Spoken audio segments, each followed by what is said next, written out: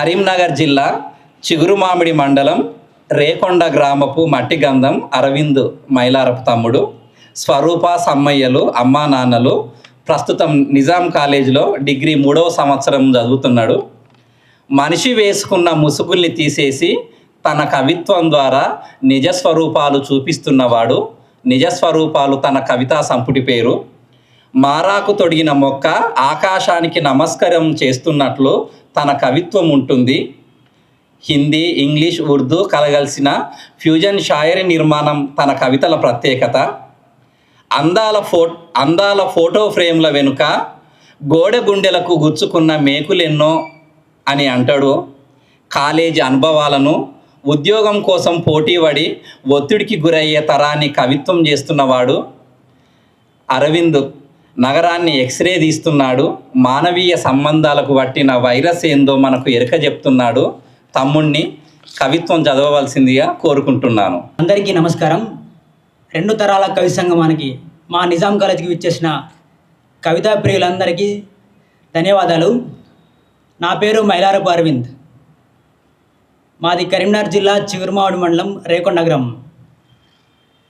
నేను ఇదే కాలేజీలో BA ఫైనల్ ఇయర్ చదువుతున్నాను.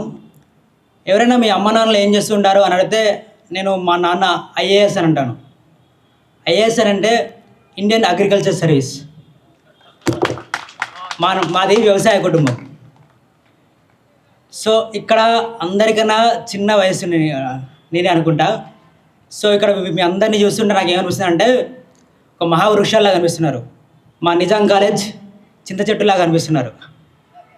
ఎందుకంటే మీరు అంత మహావృక్షాలు అయితే నేను ఇప్పుడే భూమి పొరల నుంచి చీల్చిపడ్డ ఒక చిన్న మొక్కని. సో నాకు ఈ అవకాశం ఇచ్చిన తెలుగు శాఖకి, చందు శివన్న సార్కి ధన్యవాదాలు. సో నిజాం కాలేజీలో ఇక్కడికి వచ్చాకే నాకు సాహిత్యం అనేది పరిచయం అయింది. ఇక్కడికి వచ్చాక మెల్లమెల్లగా అలవాటు చేసుకుంటూ దాదాపు 70కి పైగా కవితలు రాశాను. అది ఇప్పుడు నిజ స్వరూపాలు అనే కవితా సంపుటిగా వెలువడుతుంది. దానికి మన యాకూబ్ సార్ గారు ముందు మాట రాశారు. సో నిజ స్వరూపాలు అంటే మీనింగ్ ఏంటంటే, నిజ అంటే నిజాం కాలేజ్, స్వరూప అంటే మా అమ్మ పేరు. సో అలా నిజ స్వరూపాలు. సో అది పబ్లిషింగ్కి రెడీగా ఉంది. ఆర్థిక పరిస్థితుల వల్ల ఇంకా ఆగిపోయింది. సో ఇప్పుడు నిజ స్వరూపాలు నేను చెప్పబోయే కవిత్వం 3 అంశాలుగా అనుకున్నాను. అదేంటంటే, ఒకటి అమ్మ గురించి, ఇంకోటి నాన్న గురించి, ఇంకోటి మా అమ్మ నాన్న లాంటి కాలేజీ గురించి. సో అమ్మ నాన్నలో ఎందుకు అన్నానంటే, ఈ కాలేజీ నన్ను అమ్మలా లాలిస్తుంది, నాన్నలా దండిస్తుంది. అమ్మలా ప్రేమనిస్తుంది, నాన్నలా బాధ్యతనిస్తుంది. అమ్మలా కష్టం వస్తే కన్నీరు తుడుస్తుంది, నాన్నలా కష్టం విలువ తెలియజేస్తుంది. సో అందుకే అమ్మ నాన్నలా అన్నాను. సో మొదటిగా మా అమ్మ నాన్నల గురించి చెప్పాలంటే, అమ్మ నాన్న గురించి నేను నా పుస్తకంలో ఒకటి రాసుకున్నాను, ఒక వాక్యం. నన్ను కనిపించిన వాళ్ళే నాకు కనిపించే దేవుళ్ళు. సో అలా మొదటిగా మా అమ్మ గురించి శీర్షిక ఆమె చుక్కల చీర కట్టుకొని చుక్కల ముగ్గు వేస్తుంటే నింగిలోని చుక్కలు నేల దిగినట్టుంటుంది.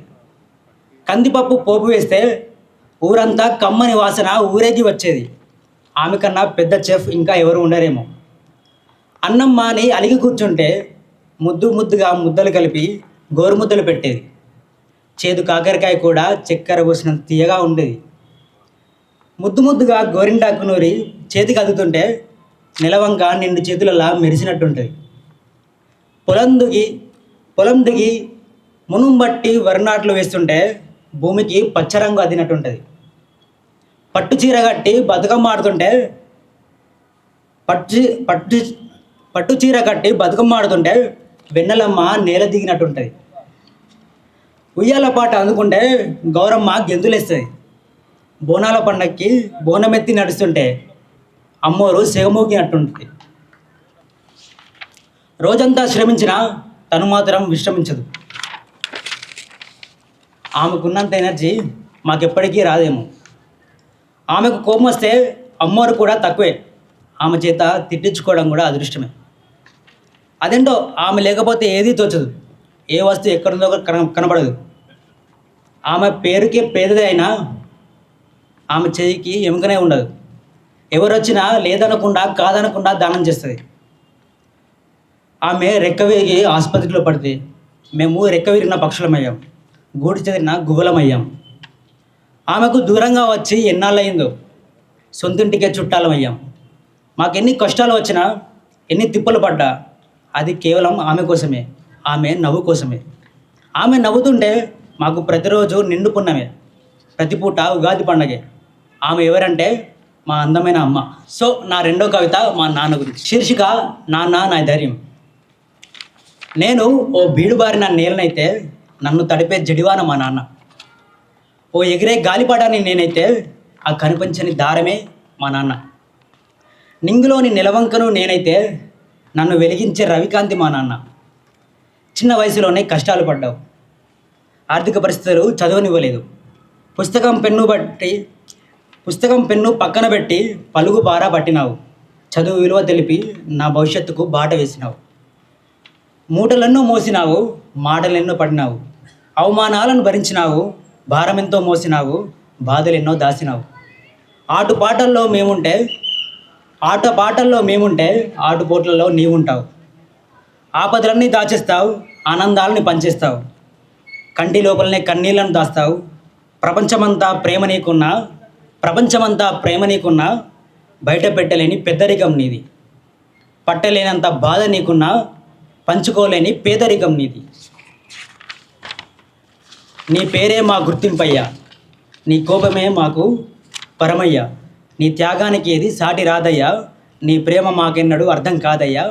కిరీటం లేని రాజు అయ్యా, కీర్తి లేని రాజ్యానివయ్యా. సో నా మూడో కవిత వచ్చేసి మా అమ్మ నాన్నల లాంటి కాలేజీ గురించి.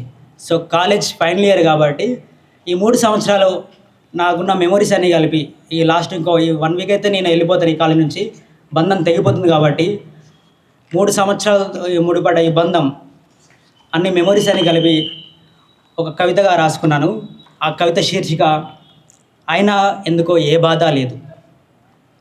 బుడిబుడి అడుగులతో మొదలైంది మా ప్రయాణం. బడి చదువుల నుండి బతుకు తెరువు వరకు సాగింది. పై చదువులకై పట్నం వైపు అడుగులు పడ్డాయి. రహదారులు పట్టుకొని రాజధాని నగరానికి వచ్చి అష్ట కష్టాలు పడ్డాం. నిజాం కాలేజ్ రాష్ట్రంలోనే గొప్ప కాలేజ్, మంచి కెరీర్ బిల్డ్ చేసుకోవచ్చనే గుండె ధైర్యంతో ఇక్కడ అడుగు పెట్టాం. 3 ఏళ్ళు గడిచి ఇక వెళ్ళిపోవాల్సిన సమయం వచ్చినప్పుడు ఆ గుండె ఇంకా బరువెక్కుతూనే ఉంది. అయినా మాకు ఏ బాధ లేదు. అయోమయంలోనే కొత్త పరిచయాలు, అంతలోనే ఫస్ట్ ఇయర్ క్లాసులు, లేట్ రిలేషన్స్, ఎక్స్పెక్టేషన్స్కి మ్యాచ్ అవని కాలేజ్ సిచ్యువేషన్స్. ప్రైవేట్ హాస్టల్లో ఫీజు కడుతూ పాడుబడ్డ తిండి తింటూ కష్టాల్లోనే కలిసిపోయిన ఫస్ట్ ఇయర్. అయినా ఎందుకో ఏ బాధ లేదు. హాస్టల్లో ర్యాగింగ్లు, సీనియర్ల జల్సాలు, చెప్పిన బీడీలు, పాడిన పాటలు, వేసిన స్టెప్పులు, సీనియర్ల టార్చర్లు, హాస్టల్ ఫైటింగ్లు. కాలం గడుస్తున్న కొద్దీ మాలో మాకి పెరిగిన బాండింగ్, ఒకే ప్లేట్లో తిన్న ఫుడ్, షేర్ చేసుకున్న బెడ్. అంత మంచి సీనియర్స్ వాళ్ళు వెళ్ళిపోతున్నప్పుడు కూడా అయినా మాకు ఏ బాధ లేదు. తొలి పరిచయాల నుండి చివరి వీడుకోలు వరకు సాగింది మా స్నేహం. మీరు నుండి ఇప్పుడు నోటుకొచ్చింది పిలిచే వరకు సాగింది ఈ చెలిమి. ఇప్పుడు చివరి దశకు చేరింది. వేసిన జోకులెన్నో, పడిపడిన నవ్విన నవ్వులెన్నో. అదే స్నేహం ద్రోహం చేస్తే, మనస్పర్ధాలతో విడిపోతే మౌనంగా ఉన్న గొంతులెన్నో, గుండె లోపలనే దాచిన గాయాలెన్నో. అయినా మాకెందుకో ఏ బాధ లేదు. చదువులమ్మ చెట్టు నీడలో చేరిన పక్షులెందరో, అందులో కొన్ని ప్రేమ పక్షులైతే ఇంకొన్ని ఏకాకులు. ఒంటరిగా మిగిలిపోయిన సింగిల్ సింతకాయలెన్నో. అయినా ఏ బాధ లేదు. కాలేజ్ బంక్ కొట్టి తిరిగిన రోడ్లు, చూసిన ఫస్ట్ షోలు, వేసిన ఈలలు, కేకలు, క్లాస్కి రాకపోయినా మేనేజ్ చేసిన అటెండెన్స్లు, అస్సలు అర్థం కాని లెక్చరర్స్ సోది క్లాసులు, సెమ్ ఎగ్జామ్లో పెట్టిన స్లిప్పులు, ఎన్ని రాసినా తగ్గని మా బ్యాక్లాగ్స్. అయినా మాకు ఏ బాధ లేదు. బ్యాచ్లు ఎన్ని ఉన్నా, గ్రూపులు ఎన్ని ఉన్నా, ఆపదొస్తే మేమంతా ఒక్కటేలే. గొడవలు ఎన్ని ఉన్నా, మాటలే లేకున్నా, పక్కవాడు మా జోలికి వస్తే తగ్గేదేలే. మా కోసం మేము రోడ్డు ఎక్కిన పరిస్థితులు ఎన్నో, చింత చెట్టు నీడలో చేసిన పోరాటాలు ఎన్నో, గవర్నమెంట్ని ఎదిరించి గర్ల్స్ హాస్టల్ని సాధించిన ఘనత మాది. వీ వాంట్ జస్టిస్ అంటూ గజమెత్తిన గొంతులెన్నో, లాఠీల దెబ్బల రుచులకి తగిలిన గాయాలెన్నో. అయినా మాకు ఏ బాధ లేదు. ఎందుకంటే ఎప్పటికీ ఇది మర్చిపోని జ్ఞాపకమే. నిజాం కాలేజ్ చరిత్ర పుటల్లో ఈ పోరాటం ఎప్పటికీ పదిలమే. తొలిసారి చిగురించిన తొలి ప్రేమలు, లోకాన్నే మరిచి సాగించిన ప్రేమాయణాలు, కొన్ని సాడ్ బ్రేకప్ స్టోరీలు, మందుబాటులకే అంకితమైన దేవదాసులు. ఇక్కడ చెప్పాక మొదలైన కథల కంటే చెప్పకుండా ఆగిపోయిన కథలే ఎక్కువ. 3 ఏళ్ల ఎదురుచూపులకి ముగింపు సమయం వచ్చింది. ఒంటరిగా సాగే వన్ సైడ్ లవ్ కథలు ఇంకా కథలుగానే మిగిలాయి. నిజాం కాలేజ్ ప్రేమలు కలకాలం ఉండలేవేమో. అందుకే ఏ బాధ లేదు. ఇదే మా చివరి వేడుక, ఇదే మా చివరి వీడుకోలు. ఇకపై క్యాంటీన్లో సమోసాలు తినలేమేమో, ఫుడ్ కోర్ట్లో కూర్చొని ముచ్చట్లు పెట్టలేమేమో, ప్రొఫెసర్ల చేత తిట్లు తినలేమేమో, ఆ బెంచ్పై కూర్చొని మళ్ళీ పాఠాలు వినలేమేమో, గ్రౌండ్లో మళ్ళీ ఆటలు ఆడలేమేమో, ఎన్సీసీ జైహింద్లో ఎన్ఎస్ఎస్ సేవలు ఇకపై ఉండవేమో. ఇకపై ఆ ప్రేమగా పలకరించే పిలుపులు మాకు కనబడవేమో. అయినా ఎందుకో ఏ బాధ లేదు. నిజాం కాలేజ్ ఎన్నిచ్చావు, అడగకుండానే అడ్మిషన్ ఇచ్చావు, మర్చిపోలేని స్నేహాన్ని ఇచ్చావు, మధురమైన జ్ఞాపకాలు ఇచ్చావు, భవితను నిర్మించే జ్ఞానం ఇచ్చావు, జీవితంలోనే ఎదిగే మార్గం చూపించావు, అక్షరాలు దిద్దించి సంతకాలు పెట్టించావు. ఎన్నిచ్చినా నీకు ఏమిచ్చి రుణం తెచ్చుకోగలం, ఎన్ని చేసినా తరగనిది నీ త్యాగఫలం. తల్లి, తెలిసి తెలియని వయసులో దగ్గరయ్యావు, అన్నీ తెలిసిన వయసులో దూరమైపోతున్నావు. నీకు ఇది న్యాయమా? అయినా ఎందుకో ఏ బాధ లేదు. మేము వెళ్ళిపోతున్నాం, ఈ నవ్వులు మాకు దూరమైపోతున్నాయి.